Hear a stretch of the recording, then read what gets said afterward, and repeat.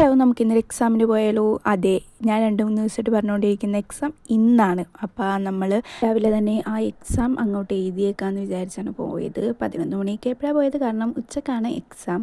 ഞങ്ങളാണെങ്കിൽ highway കൂടി തന്നെയാണ് പോയത്. ബ്ലോക്കൊന്നും ഇല്ലാത്തതുകൊണ്ടാണ് അതുപോലെ കൂടി പോയതിൻ്റെ മെയിൻ ഉദ്ദേശം.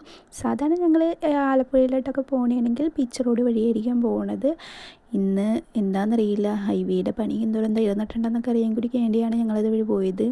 നല്ല പൊടിയൊക്കെ ഉണ്ടായിരുന്നു. അത് കഴിഞ്ഞ് തുറവൂർ എത്തിക്കഴിഞ്ഞപ്പോഴത്തേക്കും ഹൈവേ കൂടി പോകണ്ടായിരുന്നു എന്ന ചിന്ത വന്നത്. കാരണം അത് കഴിഞ്ഞിട്ട് നല്ല കട്ട വെയിലുണ്ടായിരുന്നു. ഇത്രയും തുറവൂർ വരെയും മേൽപ്പാലം ഉള്ളതുകൊണ്ട് അതിൻ്റെ തണൽ പറ്റി അവിടം വരെ എത്താം. അത് കഴിഞ്ഞ് മേൽപ്പാലം ഇല്ലല്ലോ. അപ്പോഴാണ് ചിന്തിച്ചത് അതൊക്കെ. പിന്നെ അങ്ങോട്ട് വെയിലും കൊണ്ട് കരിഞ്ഞുണങ്ങിയാണ് അങ്ങോട്ടുള്ള യാത്ര.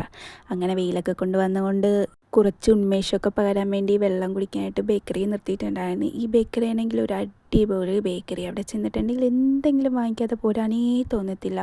കുറേ സാധനങ്ങൾ അവിടെ ചില്ല് കൂട്ടിയിരുന്നു. എന്നെ മാടി വിളിക്കുകയായിരുന്നു, എന്നെ വാങ്ങിക്കൂ എന്ന് പറഞ്ഞ്. എനിക്കവിടുത്തെ എല്ലാം വാങ്ങിക്കണമെന്നുണ്ടായിരുന്നു. പക്ഷേ നമ്മൾ തിന്നാൻ വേണ്ടിയല്ല വന്നത്, എക്സാം എഴുതാനാണ്. അതുകൊണ്ട് കുറച്ച് സാധനങ്ങൾ മാത്രമേ ഞാൻ അവിടെ നിന്ന് വാങ്ങിച്ചുള്ളൂ. അതും ഈ ചില്ലും കൂട്ടിയിരിക്കുന്ന വറുത്ത സാധനങ്ങൾ.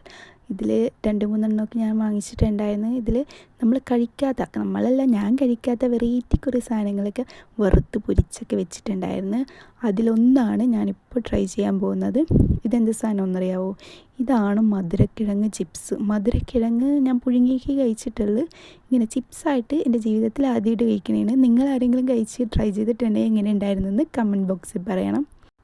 ഇവിടെ നോക്കിയിട്ടുണ്ടെങ്കിൽ ഞാൻ എക്സാം എഴുതാൻ പോകുന്ന സ്കൂൾ കാണാം. ആ കാണുന്നതാണ് ഞാൻ എക്സാം എഴുതാൻ പോകുന്ന സ്കൂള്. നമ്മുടെ കണിച്ചുളങ്ങരേക്ക് പോകുന്ന റോഡിൻ്റെ അരികിലത്തെ സ്കൂളിലാണ് ഞാൻ എഴുതാൻ പോയത്. ഒരു പ്രൈവറ്റ് സ്കൂളാണ്.